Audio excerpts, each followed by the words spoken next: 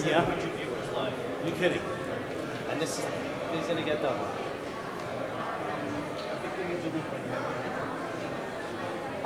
David, okay, so David has it. Okay, David Mitchell has it. You want to give us the big things right now? Yeah.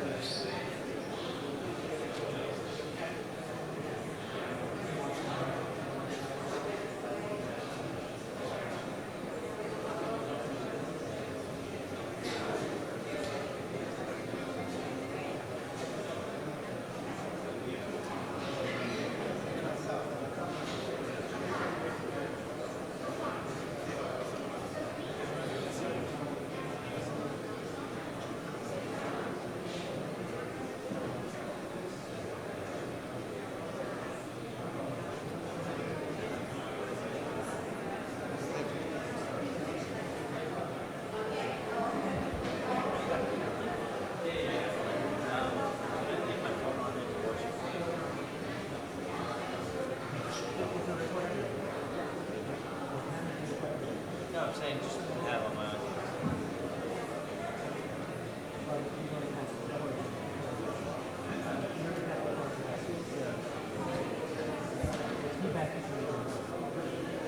Hold on there.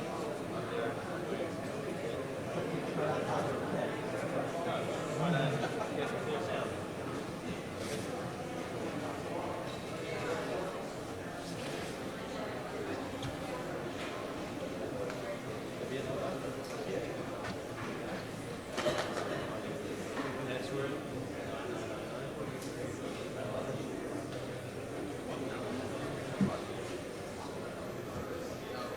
You lock it down.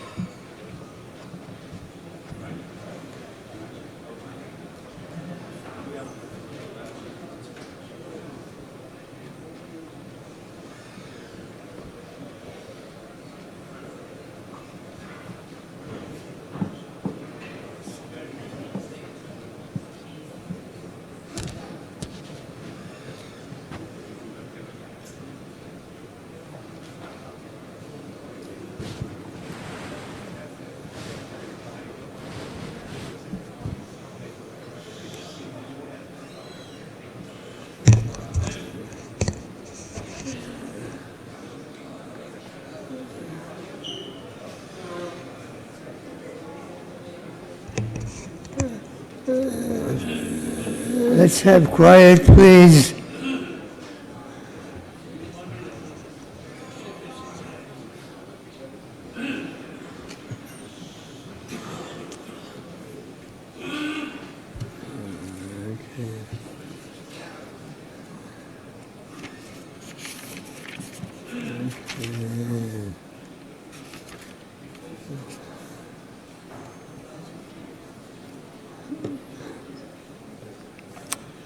ויקם משה את כל עדת בני ישראל ויאמר עליהם אלה הדברים שצווה אדוני לעשות אותם.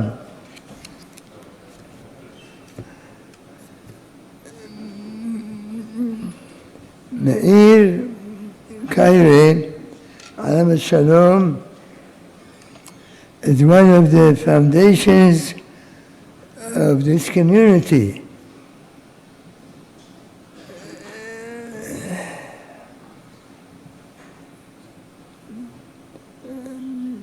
You all know that he is always take care of the funerals. Chesed shel emet is always ready to come and take care. Sometimes they take the people to Israel and he takes care of that. This is called Chesed shel emet. When you do favor to the dead, you don't expect to get any return. And he is the one who always comes before and after when there is a funeral. This is called Chesed shel emet. Meir Kairey, he is one of the singers of the community. He knows Ma'amat, he is Hazan. He joined Moshe Ashar alav shalom and Naftali Tawil, David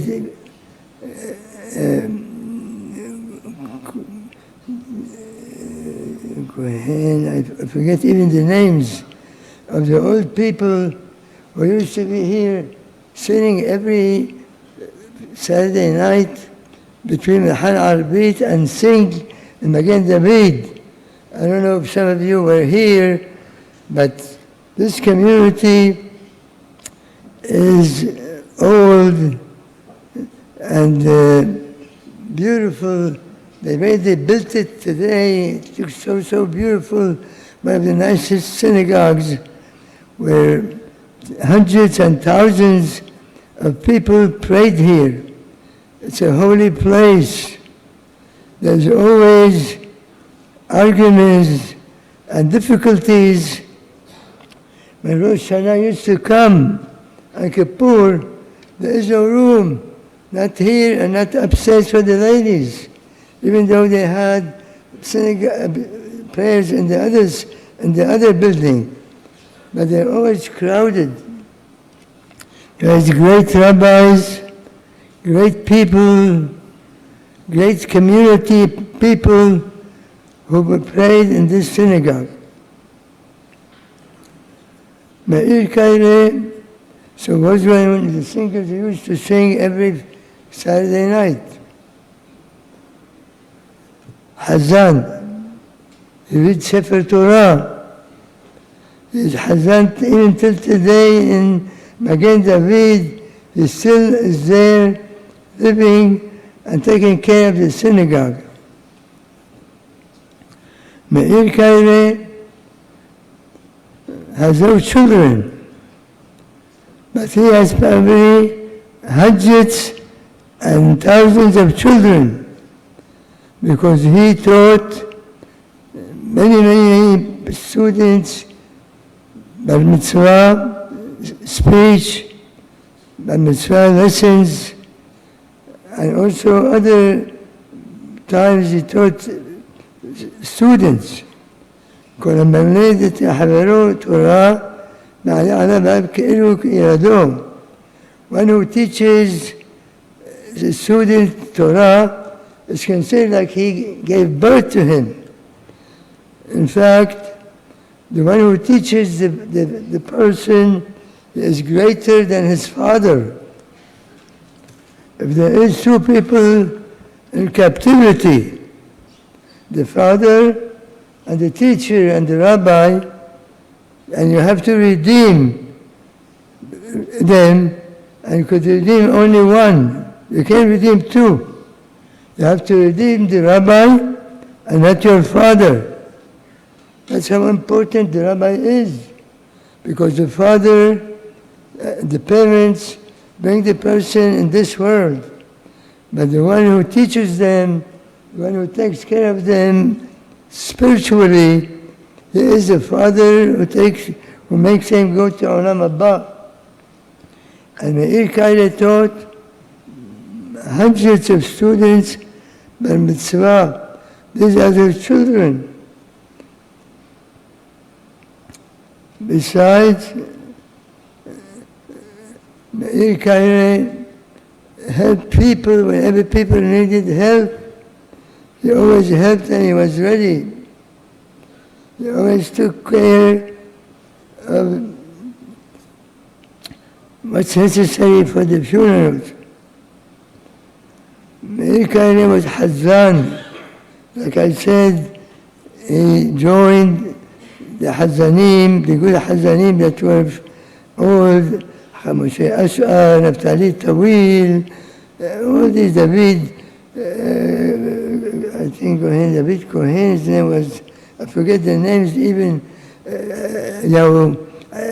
Najed, all these, Naftali Tawil, all these Hazanim that knew all the songs and ma'amat of the Syrian community from Syria.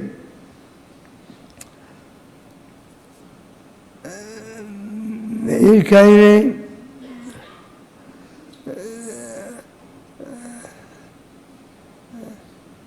took care also of the, I think, charity boxes. He used to collect money for the synagogues, for the needy places. Such a person is a loss. Everybody is a loss. But when a person who works for the community, he is lost. קשה להם, אין לנו חליפתו, אין לנו תמורתו. We cannot replace such a person. עם ישראל, it says, והיה מספר בני ישראל כחול הים, אשר לא יספר מרוב. The number of Am Yisrael cannot be counted. They count millions of people. How can't you count Am Yisrael? כי אתם המעט מכל העמים. You are the smallest nation. How is it that we cannot count Am Yisrael? They give מחצית השקל, and that's how they counted them. But they cannot be counted. Why? Because you and me and here, men and women are not one. There is a person who is counted as 10. There's a person that's counted as 100. There's a person that's counted 1,000. It depends what kind of person he is. That's why you cannot count. Am Yisrael is not one. Every person, the greater he is. Moshe Rabbeinu was equal to all Bnei Israel. He was equal to all Bnei Israel. And same thing, every one of you is not one. Could be 10, 20, 100, whatever it is. That's why you cannot count Am Yisrael. Because they are counted not one, according to their importance, their value, their deeds. That's why you cannot count Am Yisrael. And Meir Kairey, you cannot count him. I don't know how much he is. 10,000 or more or less, who knows? And his Petiras today, Erev Shabbat, the one who is Niftar Erev Shabbat, goes straight to Gan Eden. The Gehenna is closed. Even those who are in Gehenna, being punished, when Shabbat comes, they close the Gehenna. They don't burn their Sha'im on Shabbat. So you see the great value of Shabbat. Shabbat, כל השומר שבת, כאילו קיים את כל התורה כולה. You have to be very careful for Shemirat Shabbat. Men and women, children, they have to be taught. כל השומר שבת כהלכתו, כאילו קיים את כל התורה כולה. Shabbat means the belief in Almighty. We always make Shabbat because Hashem rested on the seventh day. And that's why we have Shabbat. Shabbat is very important.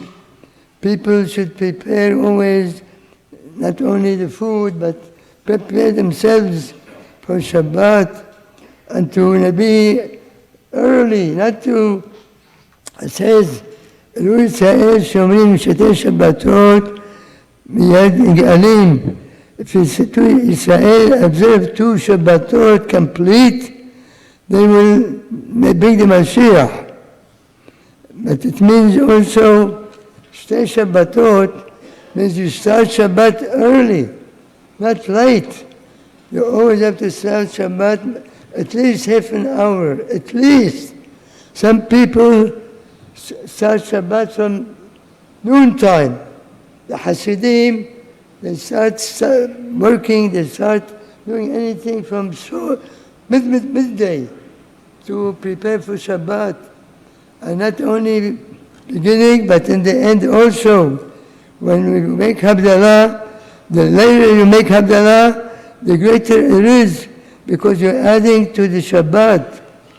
And that's why we have Besamim in the night of the Havdalah, because when the Shabbat comes, every one of us gets Neshama Yetera, extra Neshama, holy Shenema of Shabbat, and that Shabbat, that Neshama leaves Saturday night when we make Havdalah.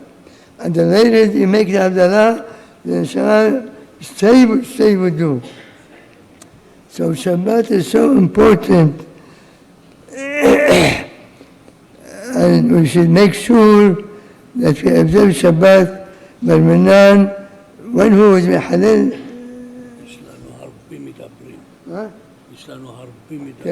Okay.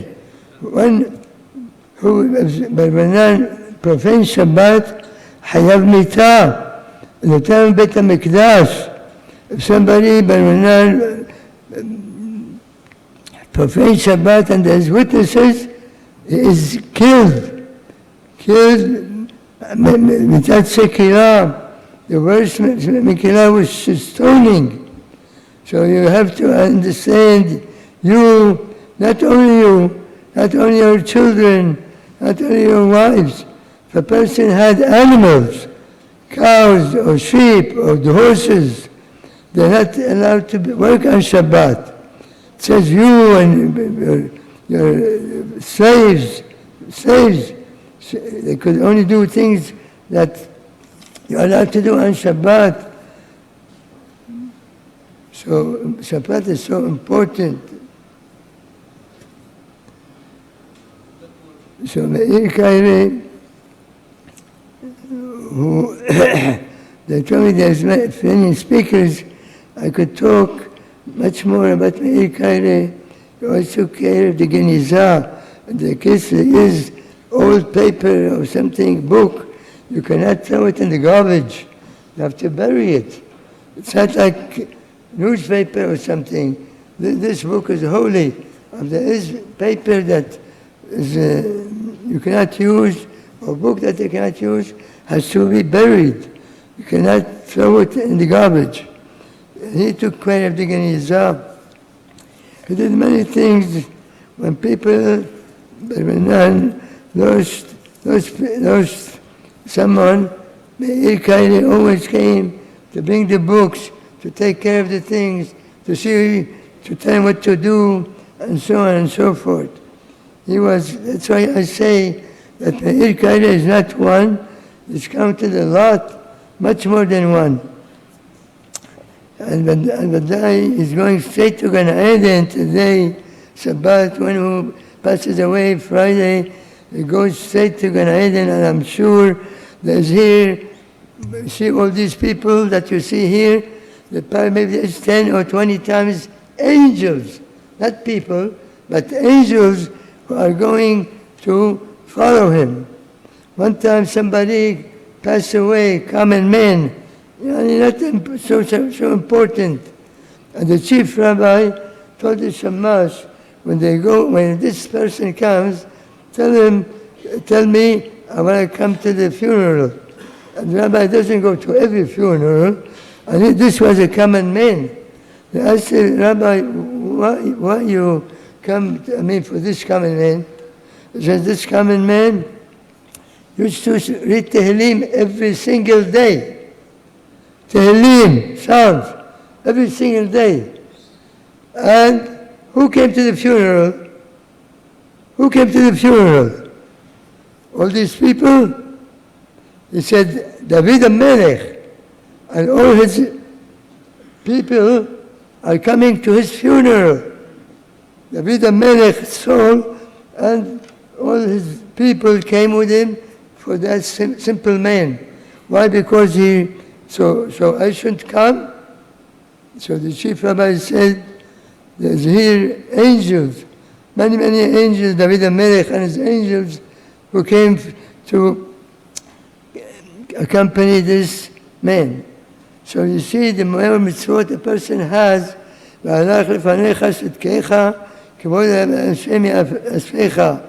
now, like I said, the person when he passes away, all the mitzvot that he did, he created angels. And besides the people, we don't know how many angels, maybe hundreds, maybe thousands, during his lifetime he did, they are accompanying him. So I'm sure now there's many hundreds or maybe thousands of angels accompanying Meir Kairey. Of course, they will be going to Eden for all his good deeds. So I said, he has many children because as if he gave birth to him. He has many children.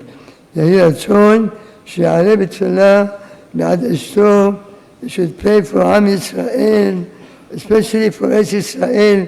We all should pray every single day for the people of Am Yisrael who are in problem in Mahshemam, Hashem Zachram, the Arab, who are hurting and killing the Jewish people in Israel.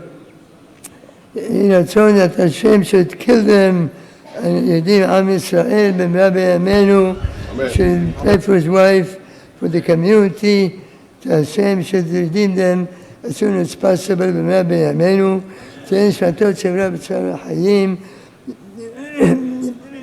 ומשאר הצדיקים והחסדיות בארץ, בגן עדן העליון. There's about 30, 40 seats more, a lot of chairs upstairs. If you guys standing want to sit up there. Now we're going to have Rabbi Ozeri, please.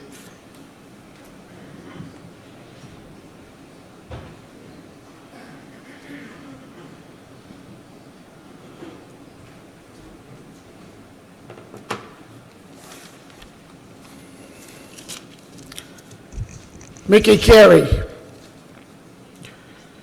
how do we sum up a lifetime of dedication in just a few minutes? We all know that Mickey was a physically short man. However, Rabotai, it's no secret, he towered over most of us. I want to tell you something. I've been to many levayot in my life, many funerals. And usually, if you have an elderly person the age of 92, most of his generation is gone. And who's at the funeral? Children, grandchildren. Here there are no children. There are no grandchildren. Barely any relatives. And look at this crowd. Mickey truly towered over all of us. To sum up Mickey, as Shlomo HaMelech tells us, Hacham lev yikach mitzvot. The wise man grabs mitzvot. This pasuk was said on Moshe Rabbeinu when they were leaving Egypt and all the Jews were scouring Egypt for the booty, gold and silver and diamonds. Moshe Rabbeinu went looking for Yosef HaTzadik's bones. I think this is very apropos, knowing who Mickey Kairey was. A life of mitzvot, let's face it, who could beat him? Hundreds and hundreds of bar mitzvah lessons. Somebody told me today, this morning when they heard the news, I grew up out of town in Monsey, New York. Mickey gave me my bar mitzvah lessons and gave me a tape. Mickey showed up at my bar mitzvah, came to Monsey, New York. And there are hundreds and hundreds of stories about Mickey and teaching bar mitzvah boys. I grew up in this neighborhood, a few blocks from the shul.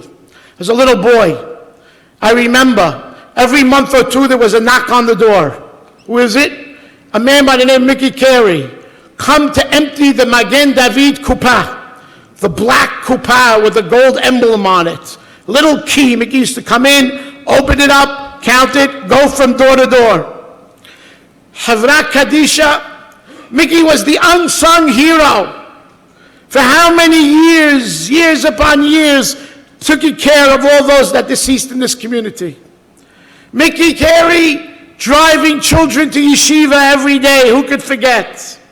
Mickey Kairey, Ta'amim teacher in Yeshiva Magen David. Mickey Kairey, the man of Tashmishek Kedusha, the man who made sure everybody had tefillin, mezuzot. You didn't know how to put on tefillin, he bought it for you and he taught you. Mezuzot, he came to your house to hang your mezuzot. He was the Hazan. He was the Baal Koreh, he read the Torah. He was the Baal Tokeah. Not only did he blow the shofar on Rosh Hashanah, how many hundreds and hundreds of times did he blow the shofar right here at every man's levaya?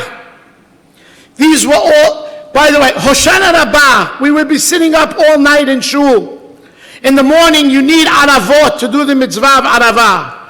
Who came with the aravot from shul to shul to shul all night long? Mickey Kairey, to supply us with aravot. These were all tangible mitzvot. Mickey was a physical doer, but there was another side to Mickey Kairey. Mickey was a people's person. He was ohev v'ahuv laberiot. He loved and was loved. Somebody told me this morning, my elderly mother was pulling out of the driveway and she got a flat tire. What's an elderly woman going to do with a flat tire? I came home that night and she says to me, do you know who changed my tire? Mickey Kairey. Happened to be driving by, he got out, assessed the situation, said, don't worry, Miss So-and-so, I'll change your tire. He changed the tire. His Hebrew name was Meir. Meir means light, of light. He lit up the life of many people. If you bumped into Mickey Kairey when you were feeling down, he was a dose better than Prozac. Mickey Kairey, you got a massage. You got a good joke. You got a good word. What a pleasure to bump into Mickey Kairey. He loved and was truly loved by all. The word love is thrown around very freely in this country. We think we know what love is. We don't know. We love steak. You don't love steak. You love yourself. That's why you eat steak. Mickey Kairey, he had real love in him.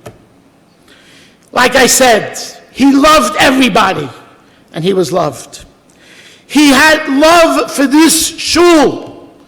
Don't you think Mickey Kairey, Mr. Popular, should have lived in Flatbush? should have been in a place like Sharet Zion.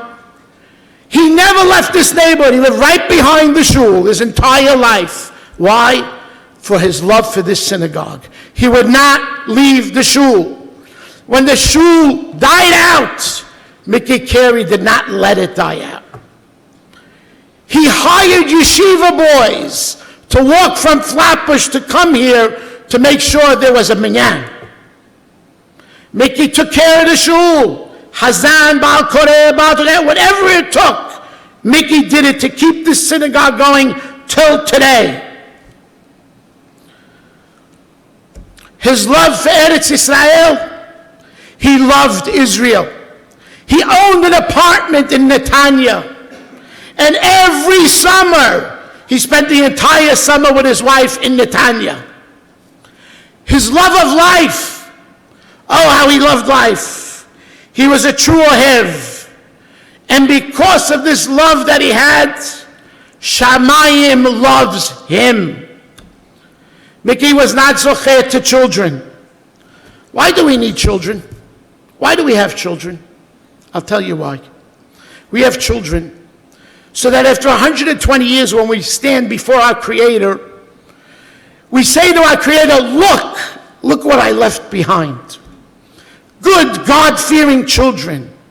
And that is a zechut for the neshama, and that causes an alui neshama, an elevation of the soul.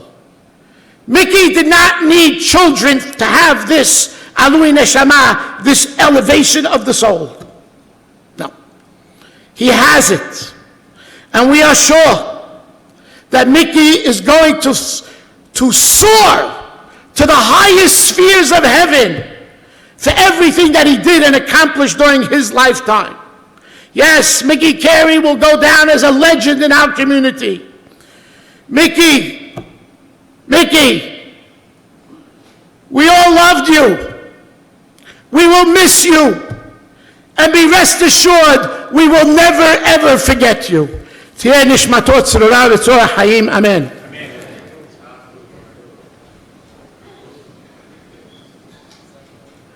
Rabbi Eli Mansour, there's still some seats upstairs.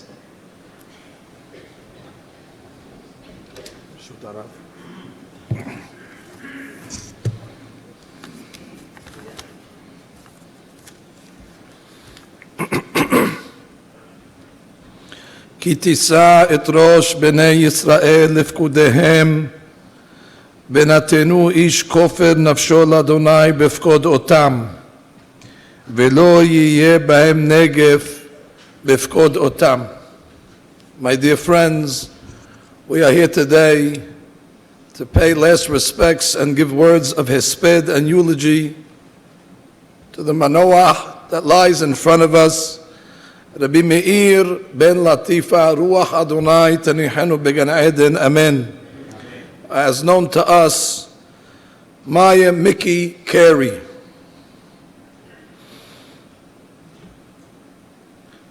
On this pasuk that we are going to read in tomorrow's parashah, it introduces the parashah of Shekalim, and we are taught about the obligation of the Jews being responsible to donate 1/2 of a shekel, a half a coin, mahasit a shekel. On this pasuk, the Midrash writes, and I quote, Amar Moshe lifnei HaKadosh Baruch Hu. Moshe Rabbeinu said in front of God, Ribono shel olam, misha'ani met, en ani nizkar. Moshe Rabbeinu said, God, I'm concerned that after I pass away, nobody's going to remember me. Amar le HaKadosh Baruch Hu, so God answers Moshe, Hayecha.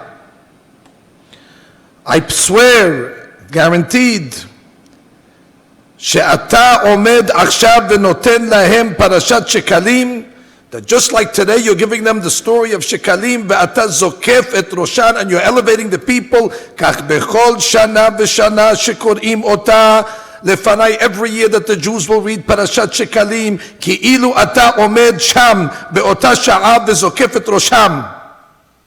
God said to Moshe, you don't have to worry about being forgotten. But every year when we reach Shekalim, you're going to be remembered. And that's why the Pasuk says, not sa, which is past tense, but ki tisa, which is future. Mickey, I have no doubt that you must also think what Moshe Rabbeinu thought. Ribono shel olam, misha'ani met, en ani nizkar. That in my passing, nobody will remember me.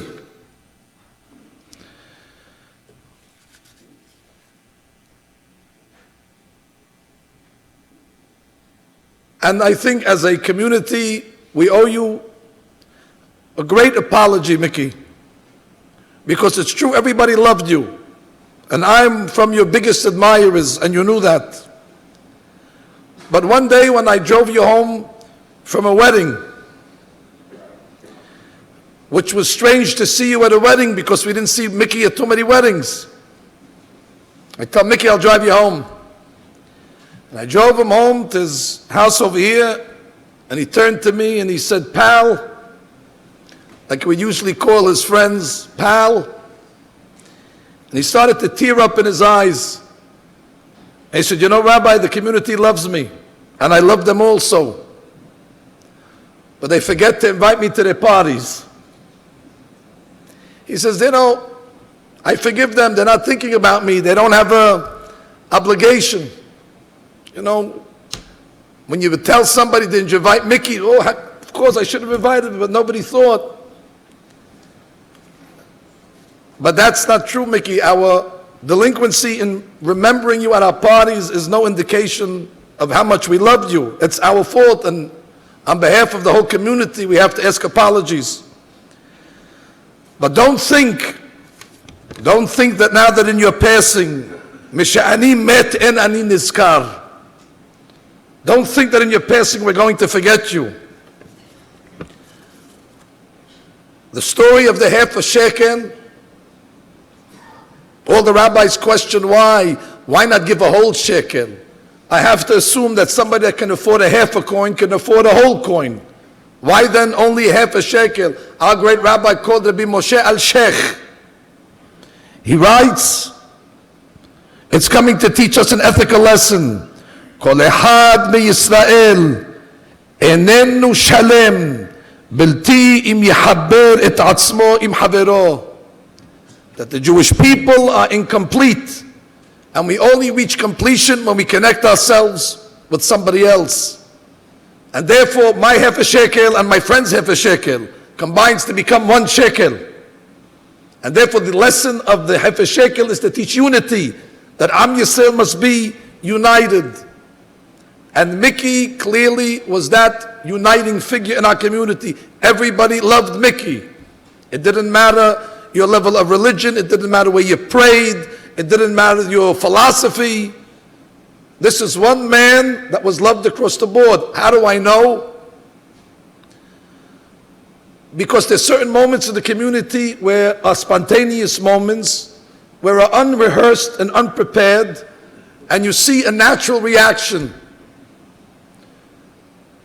A few years ago when we went to see the movie about the Syrian community, and of course, all of our relatives and family members and all the people we know, the greats, were in the movie. And anytime somebody saw somebody that they knew, you'd hear some, applause from that section or some cheering from that section. But all of a sudden when Mickey appeared on the screen, the whole place, in the thunder of a roar of a standing applause. That's unrehearsed, that's natural. Nobody said to each other when he gets on, let's stand up for him. And he was there. So we don't forget you. He was the highlight.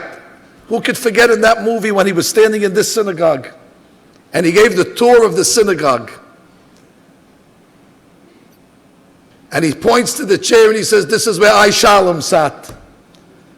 And this is where the rabbis sat. And this is where the Hazanim. And this is where Menajid was the Hazan. He has such vivid memories of this Bet Knesset, that's why we'll never be able to leave it.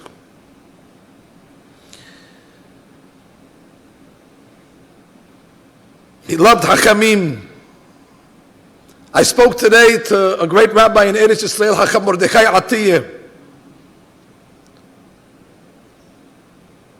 Rosh Yeshivat Ateret Mordechai. And I said, Hacham Mordechai, I don't want to call you on Erev Shabbat to tell you bad news, but I know how much you loved Mickey. He said, Mickey was a student of my grandfather. Early in the community, there was a rabbi here called Mordechai Atiyeh. And Mickey would go and learn Torah with Hacham Mordechai and became very close. I said, Rabbi, what do you say about Mickey? What do you say? He says he was a very precious soul and something very odd about him, because usually people are spooked from the people that are on the Hevra. Mickey would always say that Arama, his teacher, when they saw him, they would cross the street. The people didn't want to say Shabbat Shalom to him because they were scared if they touch him that they would die. But Mickey was the opposite, Chacham Mordechai said, that even though he was the Kavran and even though he was with the Hevra, there was nobody that you wanted to be more attached to and close to than Mickey. He was like an amulet that you felt if you were close to him, he brings you life, he brings you good luck, he brings you success.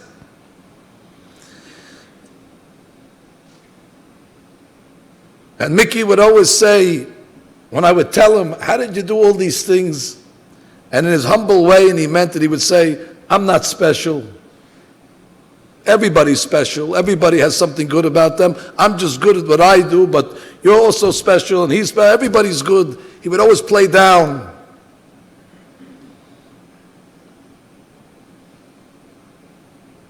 He did a lot of great things. How many students did he teach, as was mentioned for the bar mitzvahs? He was a master of the ta'amim. His reading was exceptional, with great precision, like the tradition in Halab. He doesn't miss a dat, he doesn't miss a dagesh, he doesn't miss a ma'amid. And the beautiful flow of the Pesukim, the way he read, with the beautiful sweet voice that he had. Unfortunately, Mickey, you today have to fulfill the ta'am of Sof Pasuk. At least today is the end of a Pasuk. But of course you begin a new parasha in a new place. You're a strong man. I remember having dinner with you the night before your wife, Pat, would have an operation. We were in Florida together. We spent the day playing backgammon, and he told me all the stories from the history of the world, from Adam Rishon. And then we went for dinner. It was the night before the operation. And unfortunately, his wife never recovered from that. Eventually she passed away, and Mickey never recovered from that. He was never the same. This is what the Gemara says, Ishto kegufo. That a person's wife is like him. He lost a big piece of himself after that passing.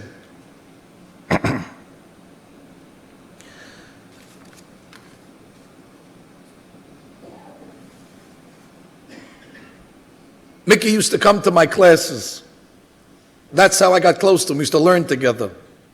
He used to come every Friday morning to the Torah Center in Ahayezer.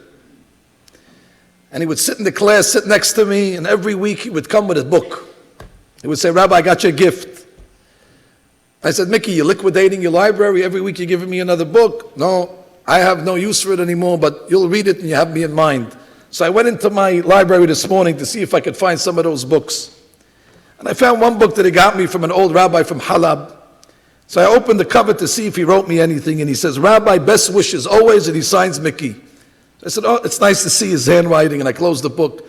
And then for some reason, and I never saw it till this morning, I opened the back of the book. And I realized that there was a double dedication there. And on the back of the book he writes, Rabbi, you're the greatest. And he signs Mickey as well. But that's not such a chidush that he came to the Friday morning class. The bigger chidush is that he used to come to the Friday afternoon class in Lawrence Avenue Synagogue in the summers. Now why is that a bigger chidush? because that was a ladies' class.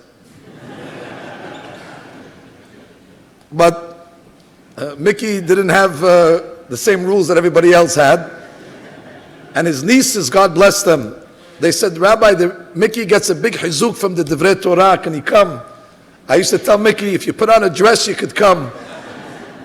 And he would come sit right in the front row and he would beam to hear the dirash. And then after, everybody, the hundreds of people would come to him and pay him homage and respect and kavod that he deserved. We had a good connection together. We went away a few times together for Pesach. And there I saw how incredible this one man is. He was the rabbi of the Pesach trip, and he was the Hazan of the Pesach trip. Today you need 8-10 personnel to run a trip, and this one man over here, and every time he would get up to Hazan, a different Kaddish. I said, Mickey, I'm following you for 10 days. You must have sang 50 Kaddishim, every one a different tune. He says, nah, I'm not special. He said, I learned that one from Menajed. I learned this one from Jaime, my brother, Alav Shalom, taught it to me. Mickey is my teacher, he taught me all the bakashot. Many years ago, the center produced some tapes in the Judaic library. Jaime was on it, Alav Shalom, Mickey was on it, Kabi, Ibadillah Hayim Tovim, Isaac Cabasso, who he loved. A different level. And if I say, as the rabbi mentioned, his passing on Erev Shabbat is no coincidence in my mind. You know, we have 6 orders of the Mishnah, Shisha Sidrei Mishnah. And our rabbis tell us the 6 orders of the Mishnah represent the 6 days of the week, not including Shabbat.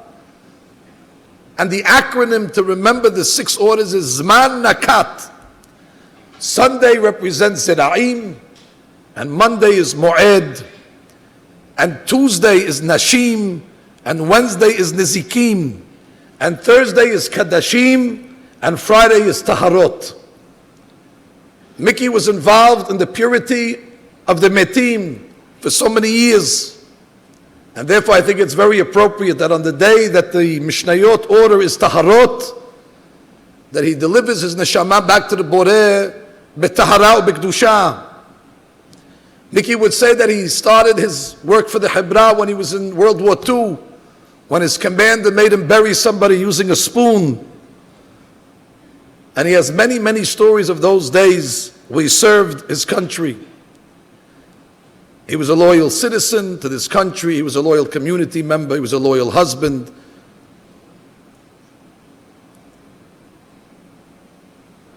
And I think it's important to note that this is the second day back to back that we have lost icons of our community. Not every person that passes away does the hearse pass Magen David Yeshiva. But yesterday when Rabbi Shimon Cohen, Alav Shalom, passed away, of course, understandably, the hearse has to pass the yeshiva, and the kids came out and read Tehillim. And today our children had to do the same thing again, back to back. As the hearse passed the yeshiva, and the boys and girls came out and read the Tehillim in front of Mickey's grave. These are the 2 cherubs, the 2 gold cherubs that stood in the Holy of Holies, the Shnei Keruvim.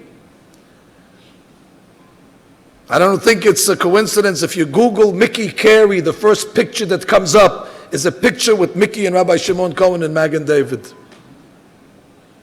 On that day that they dedicated the Wall of Honor, that I was there, Mickey called me and said, Rabbi, please could you introduce me? Say something to introduce me. Don't say anything nice about me. So I would say, I have nothing to say nice about you anyway, Mickey. He said, good. He says, what are you going to say? I said, I'm not telling you. And I got up and I introduced him and I said 2 things that I never understood about Mickey. That even in his old age, he was so athletic. The greatest players of tennis and would never stand on the court with him. Like a mouse. He would run back and forth. You couldn't beat him. I said, how do you have such agility? And then I said, The second question I always have on you, Mickey, and you laugh, that's why I say it in front of you, to give you a laugh. I said, how is it that you always have a tan 12 months a year? He only went to Israel in the summer. Went to Florida a little also, but anyway, he's really going to be missed. And I say, we're losing very, very great role models. I made it my business to make sure that my children know Mickey because I knew that this is a rare commodity. And I wanted them to know him and talk to him and get close to him. He had a lot to offer. And now, unfortunately, halach le'olamo, he goes to another place and he leaves us. He leaves us stranded. And I say, Mickey, when you go up, be a militz yosher for the community that you loved. We will never forget you. Misha'ani met en ani nizkar. This will not happen. Maybe we didn't remember you 100% when you were alive, but when you were with us, we loved you. But we will keep your memory alive in the yeshivot. We will tell your story to our children. On the way out, just look at this testimony that stands about Mickey Kairey, the custodian of this synagogue. And you'll see exactly what we lost. V'chiper admato amo, you're going to go to Eretz Israel. Mickey loved Israel, as was mentioned. He'll be buried next to his wife. I'm sure this will give him great solace and great comfort. It should be mentioned that at the end of his life, his nieces took great care of him. They should be thanked. Nephews. I would be remiss if I didn't mention Mr. Charlie A. Haddad, that was exceptional, loyal friend of Mickey that really helped him at the end of his life, as well as many others, Abe Dweck and others, that really made sure that Mickey wasn't left alone. I say, Tehi nishmatot tzurah b'surah hayim, Adonai natan v'Adonai lakach, Yishem Adonai meborach me'ata v'adolam להגיד כי ישר אדוני סורי ולא עוולת בו תהי נשמתו צרורה בצור החיים אמן. Mickey's nephew, Alan Chazanoff.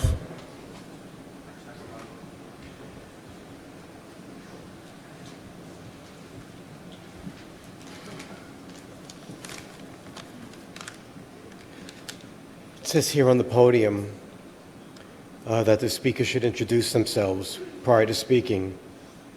I am one of the many men, women, and children, young and old, that are proud to call Mickey Kairey our uncle.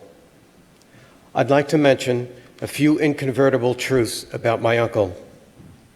He loved and was proud to be a Jew. How many times he told me, of all the people in the world, and Hashem chose us. He loved the Sefer Torah. He mentioned so many times what an honor it was to read the Sefer, how important it was to read each word clearly and properly because you're reading the words of God. So important to him that there were many times that he didn't read the Sefer because he didn't practice during that week. Meanwhile, as you know, he could recite any of the Perashas by heart. He loved the Sephardic customs, the Pizmonim, the prayers, the respect of Hashem. He was so proud that he recorded every Parashah as part of the Pizmonim project. How he loved to tell a story that he would read the Sefer Torah to his father while his father rested on a couch after Meza on Saturday afternoons. But with my uncle, there's always a story behind the story. If Uncle Mickey made a mistake, his father would correct him.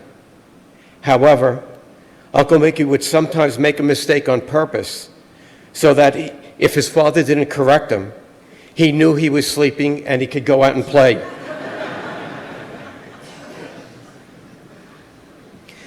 I took such great pleasure playing for him, just watching and listening to him recite the Perashah along with the recordings in Pizonin.com.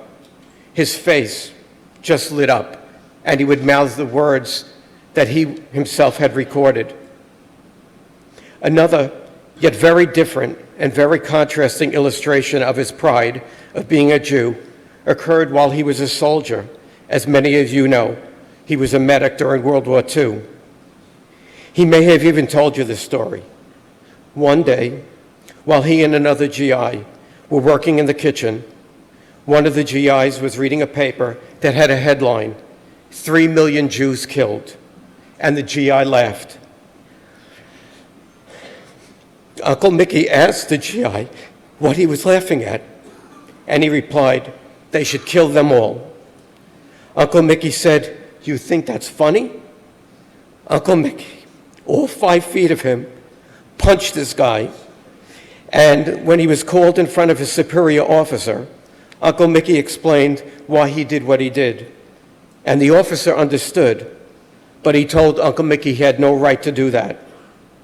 The officer made him dig a 6-foot hole with a teaspoon and fined him $10. He never forgot it.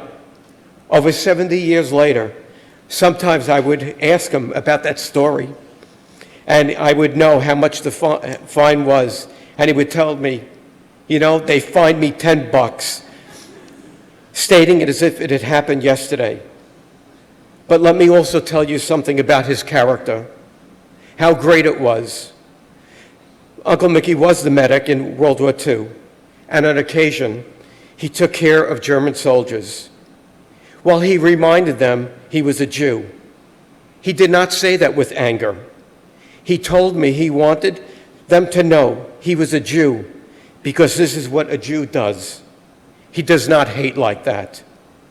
I am not so certain I would have been so kind, but therein lies what made him so special. He loved this shul. He loved it. He loved his stained glass windows. He always pointed to the sky. He loved what it represented. He loved the people that prayed here. But you know, he really loved the people who continued to pray here. He would tell me so many times, what a great bunch of guys, and how the congregants of the shul loved him. When he came to shul, everybody would come over to greet him. When he was ill, and they needed one more for the minyan, and he couldn't make it to shul, the non-congregants went to his house and made the minyan by his house. When it was his birthday recently, he couldn't make it to shul. A cake was bought, and everyone came to his house to honor him. How honored I was to witness that. How proud I am that the people who continue to pray here, that they perform these simple but huge acts of kindness and respect. You see, my uncle knew this. He also loved to tell me, Alan, where else are you going to go and you're going to get an aliyah every week? They go up once a year in Ocean Parkway, so where are you going to go?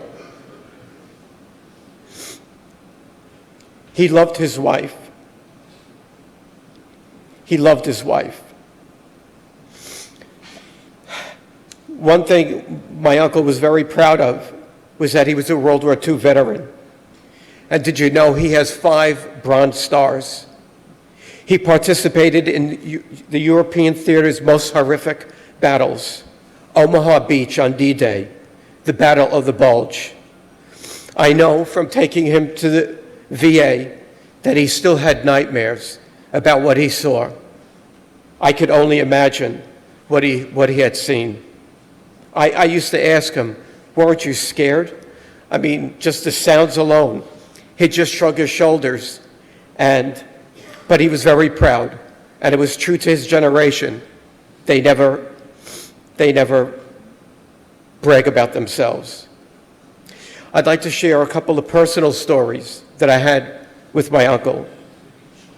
Okay, like many of you, Uncle Mickey taught me my bar mitzvah part. And please know that this is one of my uncle's proudest achievements. He loved to look at the plaque with all the list of the many boys that he had taught, but not certainly all of them. So on Friday night, we would pray here, and I walked back to my apartment, had Shabbat meal, and then I walked to my uncle's house for my first lesson. At the time, it was a two-family house with his sister Margie and her family living upstairs.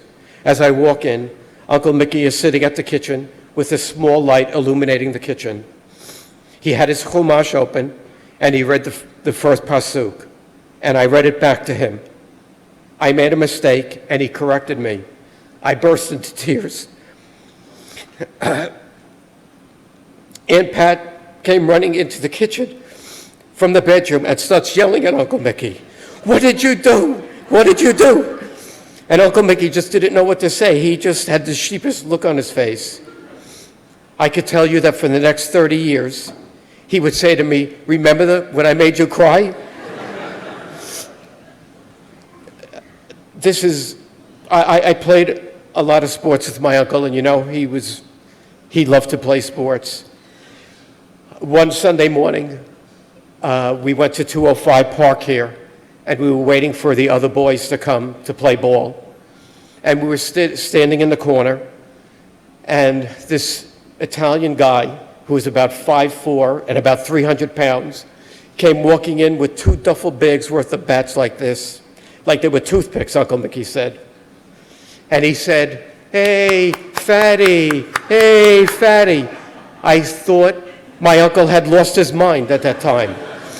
I said, "This guy's going to come over and he's going to kill us." But he didn't. He laughed at Uncle Mickey, and that's just who he was.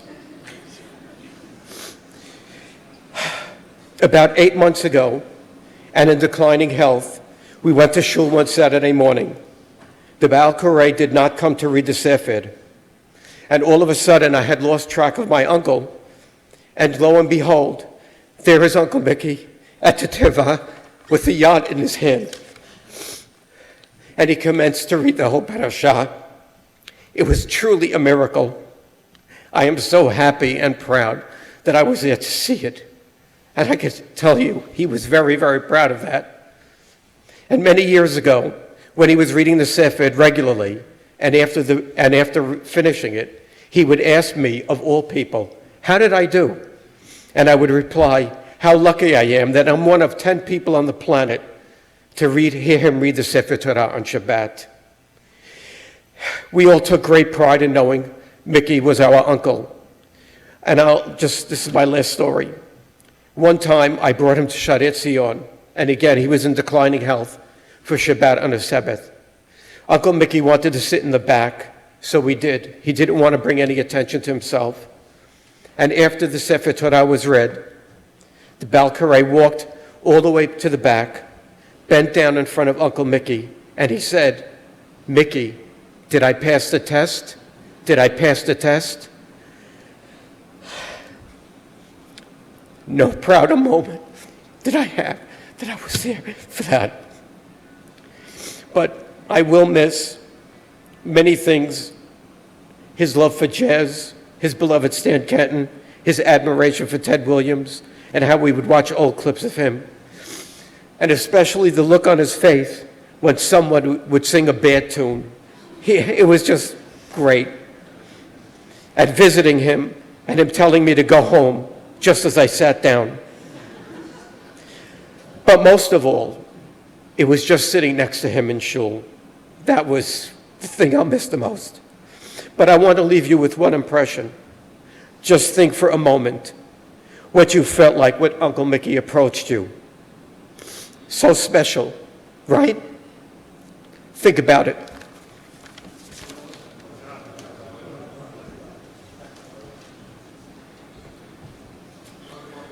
Rabbi Aharon Lankry.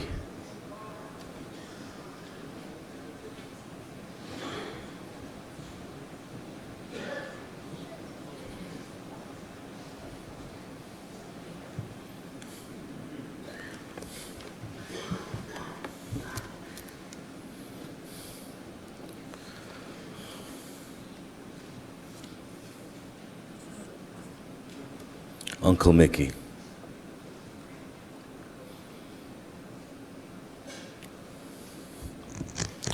It's so hard to imagine that so much life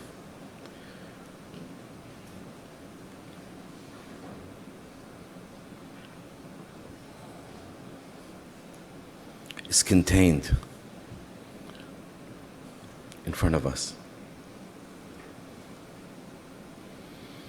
From the many years that I have worked with Uncle Mickey, and I call him Uncle, is because my family came to this country. We were basically refugees. And our extended family were the people that my father worked with. And Mickey was always there. Mickey was always, "You can do it, pal." There were always phone calls, late in the night, chevra phone calls.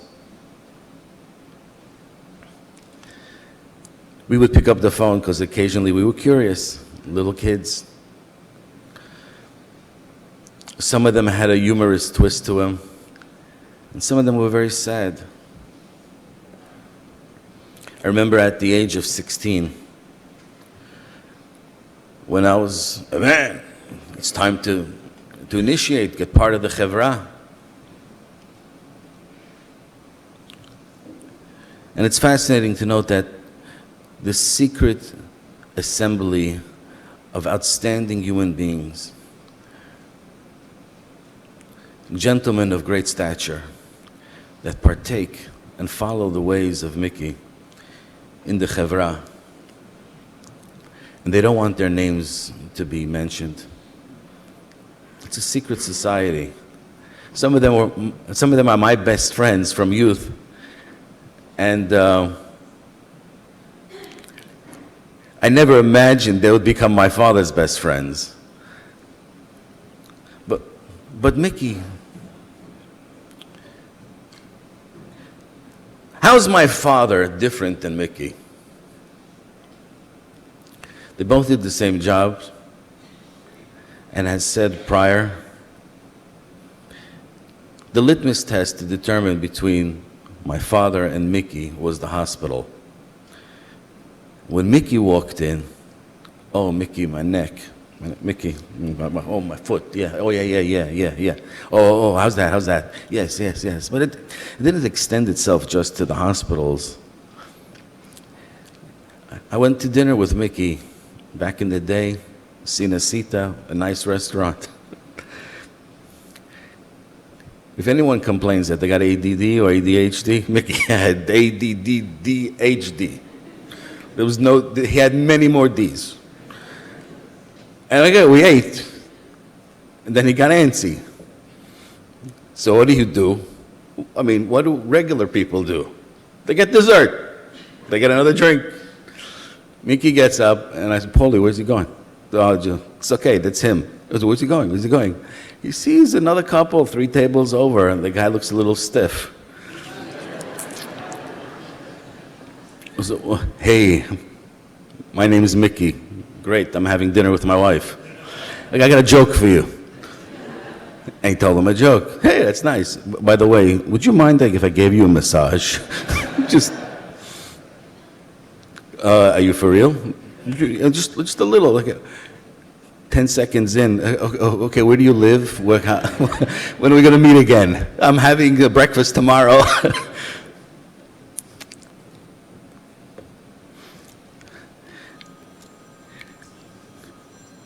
He just was there to give it to others, share the love. We all have jokes that we've heard from Mickey.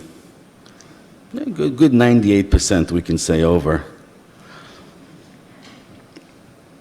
The bar mitzvah man, the eternal student, Chameliao, when he sat in front of your classes, he sat like this. He put his head on the table and looked with full gleam. He was excited. Wow, that was great. He always had something to interject. I once heard from Hamatlub. Hamatlub was like, he transmitted so many lessons from Hamatlub.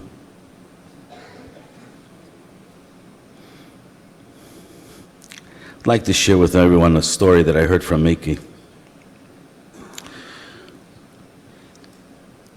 There was a very rich man, super rich man. And he interviewed 3 different rabbis.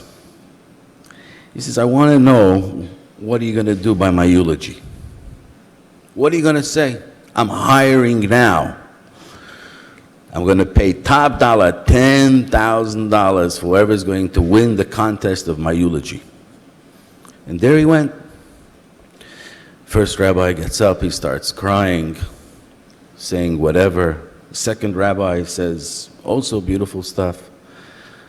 The third rabbi gets up and he says, look, he's moving! He says, you got the job. So, he's alive. He's vibrant. He's dynamic. He's in front of us.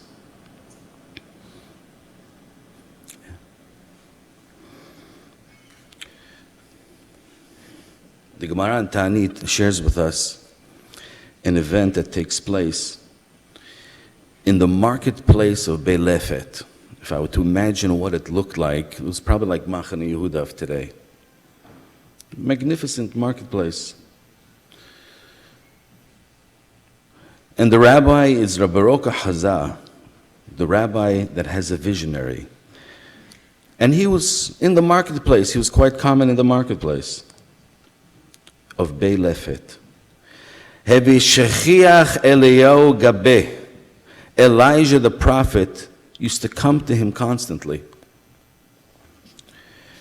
And he would ask Elijah, who in this massive marketplace is a Ben Olam Haba, is going to receive eternal existence? He said, looked around, he goes, I'll come back to me in a little while. The whole marketplace? Then he says, no, I found somebody. Quick, where are they? Points them out. 2 guys in the corner over there. He runs over to them. And he asks him, Mama Asecha, what are your actions? What do you do? The Talmud says to us, and this is testimony of Elijah the prophet, we're 2 clowns. When we see people sad, we make them happy. That's all we do. If 2 people are fighting, we make peace between them. We encourage them. We make them smile. That's the person that's a Ben Olam Haba. The person that you can just bring a smile onto somebody else. Give us an encouraging word. Enhance our lives. He's here for the giving.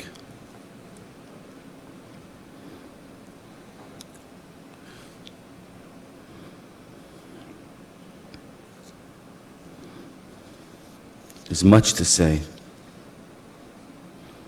The eternal student, amazing husband,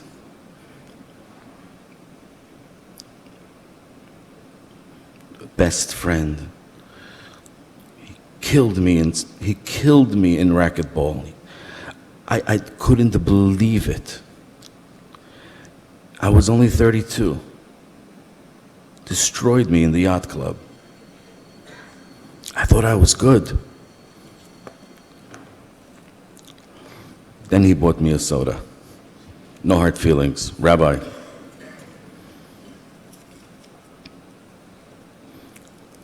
Every day, he would share with me a living lesson from Arama. In the shul in Turnberry, there's the teva in the middle.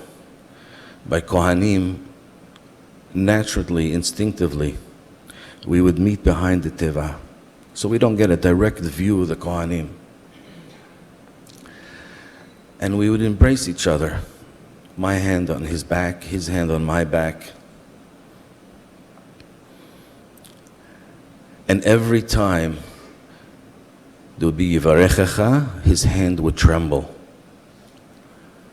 Vishmerecha, his hand would tremble. It's not enough to just hear the words and internalize them. You have to act upon it. Yishmerecha should watch you and he would rub your back. It should watch you. It should be real. It should be V'yasem lecha, to you. His hands would shake. He took the blessing and empowered you with the blessing. He's given all of us so much. He's empowered all of us. We are stronger. We are taller. Because of who this great man was and is. Forgetting is not an option. We need to live his life's lesson. His life's lesson of empowering others. When my father had the little store on Kings Highway, I thought it was a front for something else because he never sold anything there. And anytime I went there was a sign misspelled, "Will be back in 5 minutes." And when he finally got rid of this store, I made a conference call with my brother. I said, "How can you sell this store without telling us?" But there was something we wanted from the store. We wanted the business. He says, "What, are you crazy?" He says, "Yes, we wanted the sign of 'We'll be back in 5 minutes.'" And what he really meant was, whenever you come back to the sign, count another 5 minutes and then he'll be there. But he was there with the chevra, always running.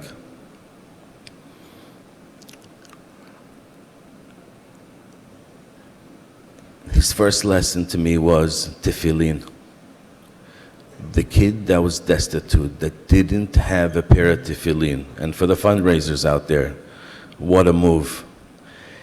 He would go to any office of any big shot. Mickey's here, the doors would open.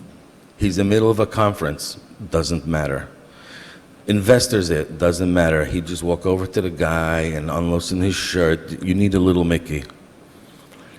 And as he was giving 5 minutes into it, he said, "Oh, by the way, there's a kid that doesn't have tefillin, his bar mitzvahs in 2 weeks. Yeah, go take care of it, Mickey, I got it."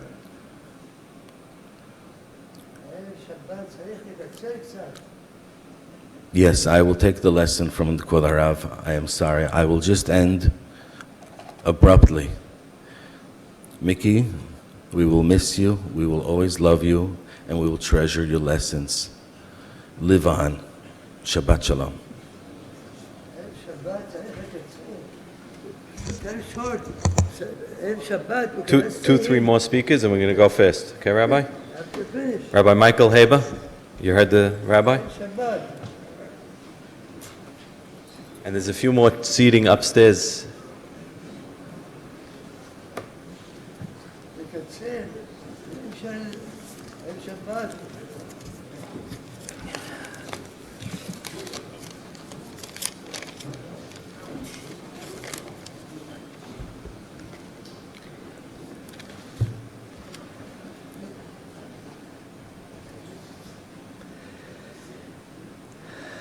We really should not lose sight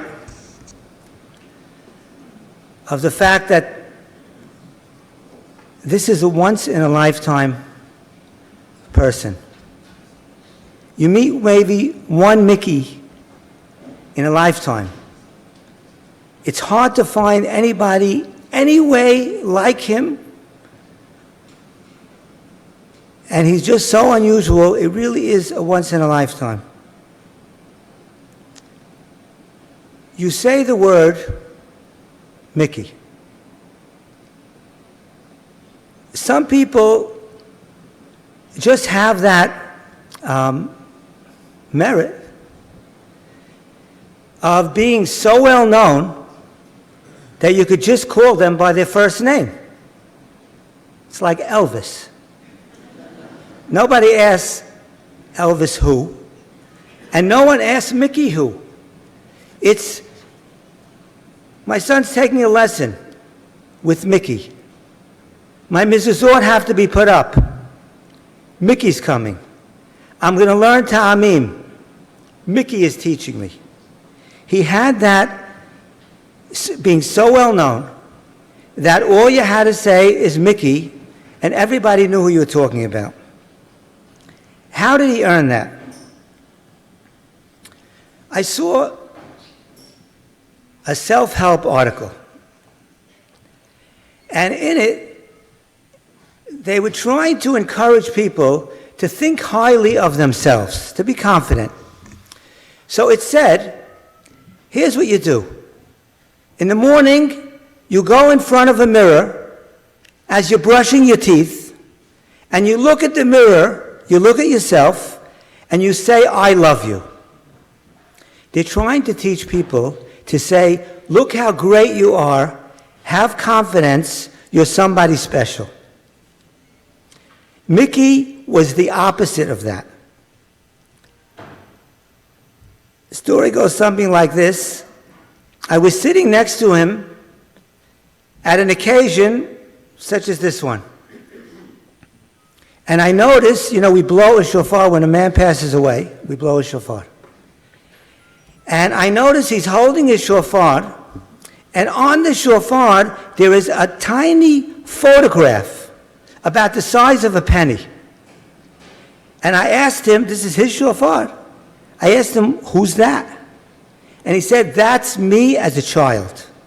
So let's get this straight. This man, who then was probably in his 80s, has a shofar, and on the shofar there is Mickey as a child. And I would like to say that that was symbolic of how Mickey looked at himself. I'm not anybody special. I never accomplished anything so great. That's me. I'm a kid at heart. It's Mickey as a child. And yet, in contrast to how much he did, as has been mentioned, the bar mitzvah lessons, the pizmonim, the ta'amim, the mezuzot, picking up the ipah, doing all kinds of other mitzvot, it's a tremendous contrast. On the one hand, he did so much, and on the other hand, he understood, I'm a child. What am I? I've not done anything great. And you stop and realize what he actually did accomplish. And of course, as has been mentioned, you could, in fact, I'll say it, that normally you come to a funeral, and even if there's a lot of people, many of them are not there for the deceased. They're there for their children, their family, their relatives. Here, you're here for Mickey. You're here for him. And if you stop and realize the accomplishment of this man who is now leaving this world and going to a better place, you stop and realize the people he taught, every time they say a pizmon, every makelot am, every yotzer adama, whatever pizmon they're saying years and years after he taught them, is to his credit. If someone learned from him ta'amim, to read the Torah, so each time they read, some became professional readers and are reading every week. Every Azla Girish, every Darkat Tevir, every time that a person says came from him. Not to mention all the people that he made feel good about themselves and all the teaching, and yet here's a person who accomplished a tremendous amount and yet simply thought of himself as the little boy on the shofar. Mickey asked that his tombstone have the following words: he loved people. Now, I would say that that is very understated. That they say that about many, many people, that he loved people. Or some people will tell you about themselves, I'm a people person. It's a joke. It's meaningless. Mickey, yes, loved people, but how does that come about? We have a statement in Pirkei Avot that you have to dan kol ha'adam l'kaf zechut. Simply speaking, it means every person, you have to give him the benefit of the doubt. If you think they did something wrong, think twice, give them the benefit of the doubt. But kol ha'adam tells us that you have to judge the whole person. And you have to look at the whole person and see what they are. Most people, I would say, at least in the outside world, they look at something negative, it drives them crazy. They can't get along with the person, they can't like the person because they take the negative and they dwell on it. Mickey was the opposite. He would take the positive and he would dwell on the positive and ignore the negative. And so that's why so many of us Rabbi Mansour, you're the best. I thought I was the best. How many times did he tell me? You probably all think you're the best. That's just how he was. And by the way, I think he believed it. He believed you were unbelievable. He found the good in every person, and he really loved people because he saw the good in the people, and he was able to love them. He gave out charity. It's funny that I'm talking about Mickey Kairey giving out charity. I mean, he collected the pie, he gave out charity. He gave out a lot of charity. He found people, he thought about them, he cared for them. He was once in Israel, there were a group of soldiers. He went and he bought them lunch, he bought them a meal. It's unbelievable how he thought. I went to visit him a few months ago. He was not so well in his house. Reaches in his pocket. He takes out, I don't remember how much it was, I would say maybe $200. Rabbi, this is for you. I'm now going to take money from a 92-year-old man. I don't know. But I said to myself, it's going to make him feel good. I'll just take it. And I took it. But that's what he was doing constantly. He was finding people to care about, to give to. And all of that is, he didn't think he was so great. He didn't think he was fantastic. He didn't think he accomplished anything. He was simply the little boy on the shofar. I'm mentioning almost as an afterthought, the Chevra. He was part of the Chevra Kadisha. The words literally mean the holy group. And it is a holy group. It takes care of deceased people. It's chesed shel emet. It's a thankless job. If anybody did that, they would say, what an accomplishment. We're adding that as like the cherry on the cake, the cherry on the top, as if, as an afterthought, and yet for anybody else it would be an unbelievable accomplishment. And I do have to mention, even though it's been mentioned, how much his nieces and nephews cared for him. I mean, because I know them, and it's really something beautiful. They cared for him as a father. We have a lesson, ladies and gentlemen. We eulogize so that we can learn. We console the family, and as well so that we can learn. There's a tremendous lesson here. It's that you don't stand in front of the mirror and say, look how great I am. That you say, I have a lot to accomplish, I have a lot to do, I'm really nothing, I'm really nobody, I don't deserve any respect, and I don't think that I'm God's gift to creation. And that's something we can learn from Mickey, that he thought of himself as not anything special. He thought of himself as the boy on the shofar, and through that he had the zechut of doing tremendous and having so many people love him to the point where all you have to say is Mickey. Thank you.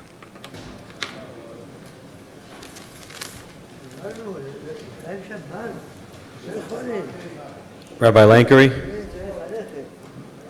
can't say any longer. We're going to give just a Rabbi Lankery and one more speaker. That's going to be 1-2 minutes.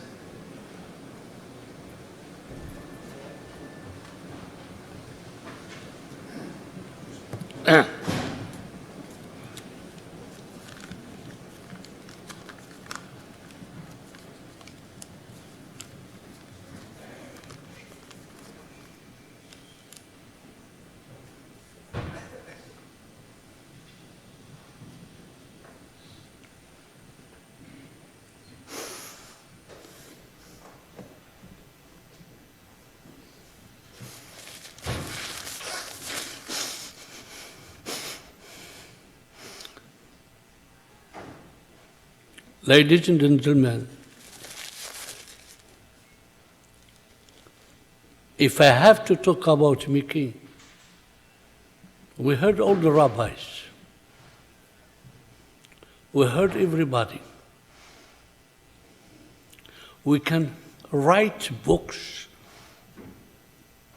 day and night, and it's not enough. I'm talking for me, not for you. This month, I lost 3 dear friends. One was Abe Hidri, Aleva Shalom. Second one, I was very sick after the death of Abe Hidri. I was in the hospital. That is my second day that I am out of the hospital. Then yesterday, Rabbi Cohen passed away. We heard what we spoke about Rabbi Cohen. That was second point that hurt me so much. Last night, at 2 o'clock in the morning, I heard the phone ringing. Mickey passed away. For me, he was like a father. He was a dear friend.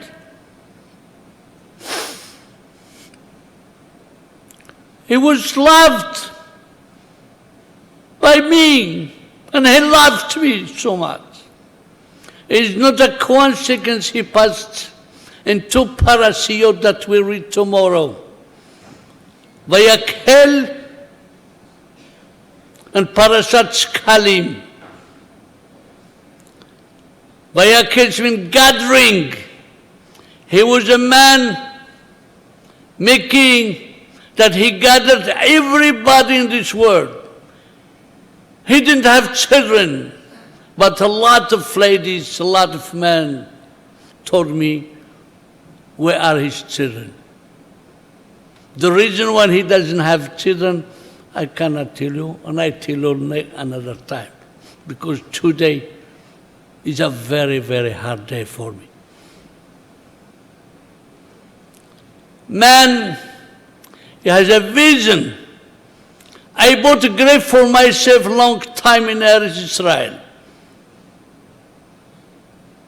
He told me, I want to be buried next to you.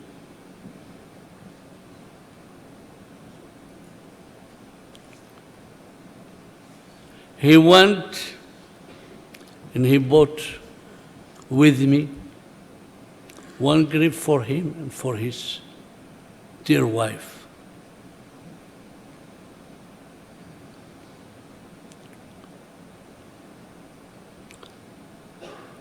Telling you, Parashat Shekalim, meaning we have to, when we have to give in Purim, we read it this week, Parasha, we have to sing Zecher Lemahaset HaSechel. We give the tzedakah, but we have to remember what we're giving now, to remember what we did in the time of Beit HaMikdash. To remember me king. He passed in the day, in the week of remembrance. And this parasha has also Zachor et Yom HaShabbat lekadisho. You have to remember Shabbat to make it holy and to remember Mahasit HaSekel. Mickey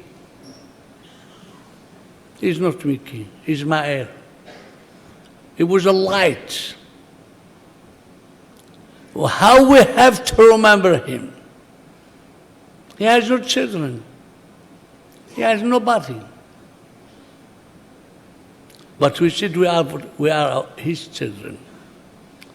Every man over here, every person over here, I don't care who you are, tzaddik, not tzaddik, if you can say Kaddish for him the whole year, that you can remember him.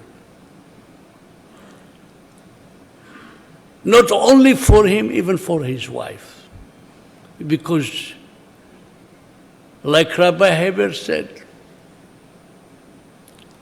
he asked me to write on his matzeva I love people. And he loved people. He really loved people. He doesn't want nothing else. If you love him, you have to remember him. Not only today, not only tomorrow, the whole time. Don't forget, the date that he passed away is the last night. We call it Kaf in Hebrew. We don't believe in English. Kaf Dalet Adar. The 24th of Adar. Everybody, when it comes to this time of 24th of Adar, remember to light a candle for him. I don't know how long I'm going to live. I will do it. Believe me, I don't know. I was sick. But I told Daniel Sultan that he's reading the head of Hibra Kadishan, a boy that he worked. Unbelievable. I want you to go to visit Mickey Kairey tomorrow. Today, like yesterday. And he went late at night. I spoke with him around 4 o'clock. Because I have some people want to see him also. And I saw him in the, what do you call that, FaceTime? Yeah, FaceTime. And I say, I see you, Rabbi. Rabbi, when can I meet you? I don't know I'm going to meet him. But, my dear friend, I'm not going to tell you. He passed in a week. Vayakhel, he gathered all in Israel. You are here because you love him. I don't want you to love him today. Love him tomorrow. I don't want you to love him only because you have a feeling. Love him after he passed away. He's nobody to love him more. Love him after that. Light a candle for him. Anybody that can light a candle for him the whole year, or in the shul, or anybody, do it. Don't forget. I'm not going to tell you all his life story. Because he's a man. He served his country, America. You know how many lives he saved when he was in the army? I'm not going to tell you. He saved a lot of Syrian Jewish people, and he gave his life for them to save them. He hid them under the places, under the cars, and he saved them from death. And they are here. Some of them are here, some have passed away. What this man did in his life, he was mahasitastic. He was a small man, but he was a giant man. I can't talk. I can't say a lot of things. But one word I'm going to tell you. Habal al de avdim vilamischem. Meaning, we lost something that will never be forget. And because today is Arab Shabbat, I'm telling you, he has a lot of nieces. All of them love him. Not only all of them love him, you have some people in Tunbury, in Florida. We hug the phone now, they are listening to me. And I'm telling them, don't forget Mickey when he sing a song, Yahid Ilda Gormirba. If you are going to help me, sing with me this song. I don't know how to sing it. Yahid Ilda Gormirba, Ibarich Re Kabra, Ba'asir Beyadu Ahiba, Be'olna.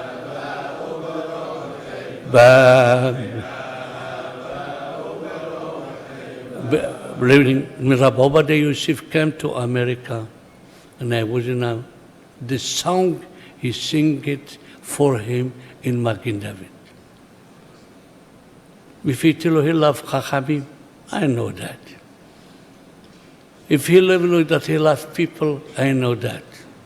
What one thing I'm telling you the best, he loved Hashem till the last minute of his life. Enough for me to talk about. Enough for me. I thank you very much for coming here. And Be'ezat Hashem, we will meet in the best time of our life generation. Thank you. Tiyina Avsut Rabbi Surahai. Rabbi Joey Mizrahi is going to speak for just 2 minutes, please, and then that's it.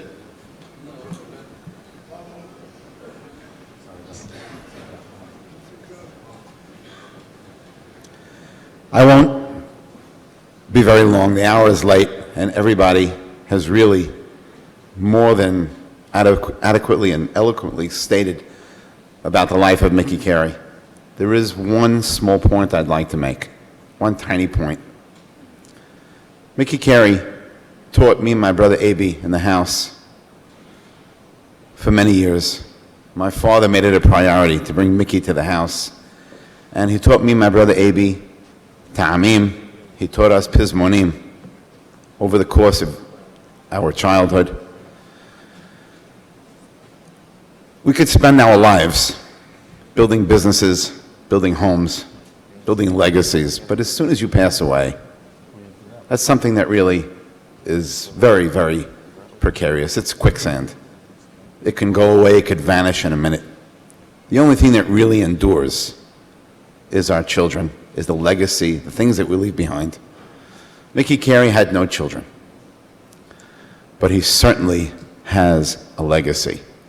You pick up that Red Pizmonim book, and if you look through it, I remember I once brought it to one of my rabbis at Yeshiva University. Some of you know him, Rabbi Kahn, and he looked at it, and he said, "What is this book?" How do you answer a question like that? I said, "It's a compilation of 1,000 years of Jewish poetry and songs, starting as early as the 11th century, and we have stuff in there that was composed in the 19th century, 20th century for bar mitzvahs. It's 500 pages of history." But you look at the book, if you just look at the book, it's dead. It's nothing. It's words on a piece of paper. It's scratch. Unless you have someone that brings that book to life. Mickey brought not only the Pizmonim, but the reading of Sefer Torah to hundreds and hundreds of people in the past. I have to tell you, my small little part, my tiny little slice on the stage in this community, I had something to do with starting a yeshiva here. There are 500 kids today that are learning Torah. Mickey Kairey has a hand in that. I think about him every single day, every time I pray, and I'm sure all of you that learn with him can still see Mickey going like this. Whoop, tahban his. Asher amarlo, put it together, pal, put it together.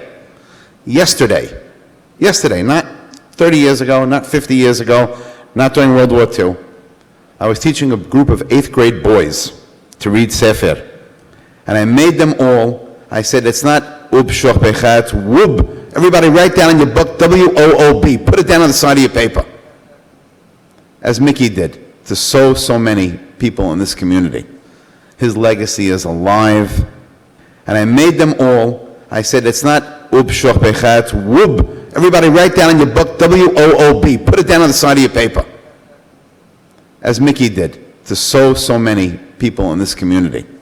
His legacy is alive. Every student that comes to learn Sefer Torah today, every student that learns a Pizmon, there are many people that put together that book. But Mickey Kairey brought it to the next door, which is the most incredible thing. Printing something is beautiful. Putting it together, composing, amazing. But if you don't pass it on, what's it worth? Mickey Kairey was the bearer of that burden, and he did an amazing job. The people in this room are a testament to that. The people that study in our yeshivot, the readers in our knayes, the people that go to a sebed are not able to sing a song, besides Mipiel, owe it to Mickey Kairey. We are indebted to him forever. תהי נשמתו סרורה בשרור החיים, אמן. Yes, Kel Sion, please make Hashkabah. And I believe A.B. Dweck has Mickey's shofar. Oh, You want to do Ashkava first? Rabbi. Hareze, I told Okay. you. I'm going to blow also. This is Mickey Shofar? That's it? No, they have it. Someone has it. Okay, they have another. 3 of us. Oh, okay. You deserve it.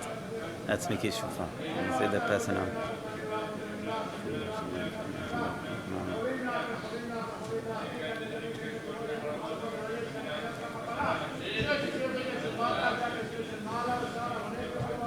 محترم لا شروعیم لا حولیم لا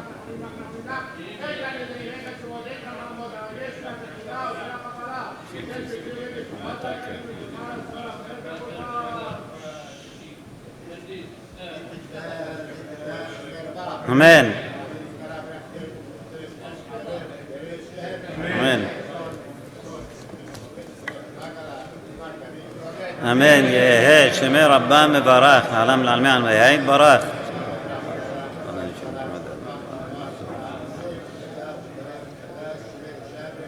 אמן.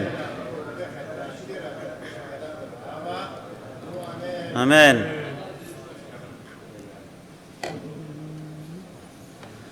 טוב שמן שמן טוב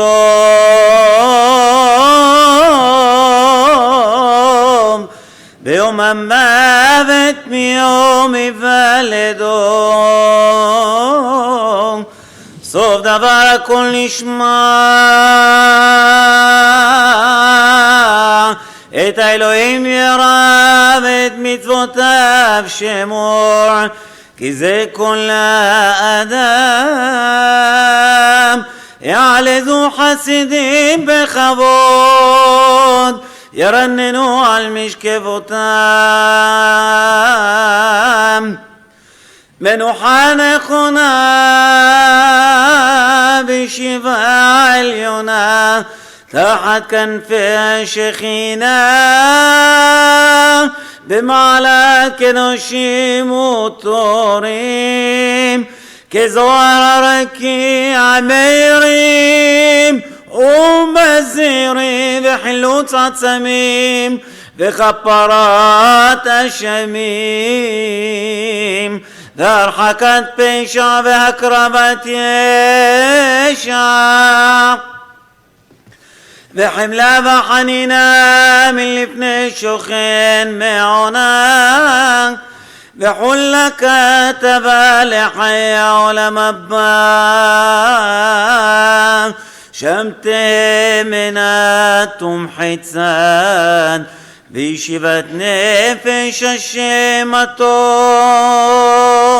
מאיר בן לטיפה רוח אדוני תנחנו בגן העדן להתפטר מן עלמדן כראות אל השם הרי שמיה והרע המלך ברחמיו יחוז ויחמול העולם בלבי אליו השלום ועל משכבו שלום כדכתיב יבוא שלום ינוחו על משכבותם הולך נכחו ובכל בני ישראל השוכבים עמו בכלל הרחמים והסליחות וכן יהי רצון ונאמר אמן.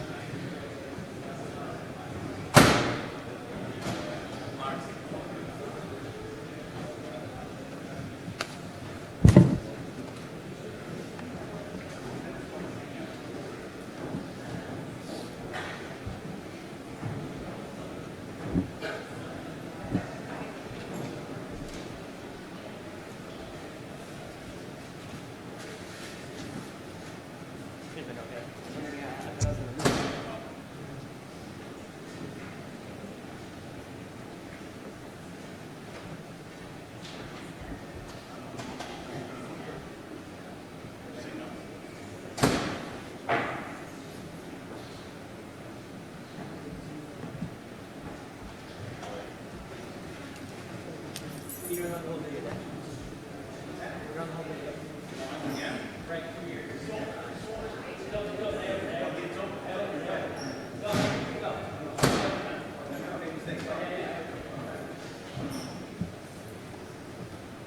you're on the whole video. Where is Grandma?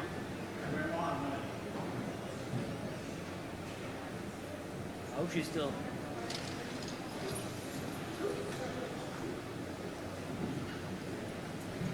You have to turn it off from there, or you can turn it off from your computer. I can do it from both, but it's easier for me to do it in here.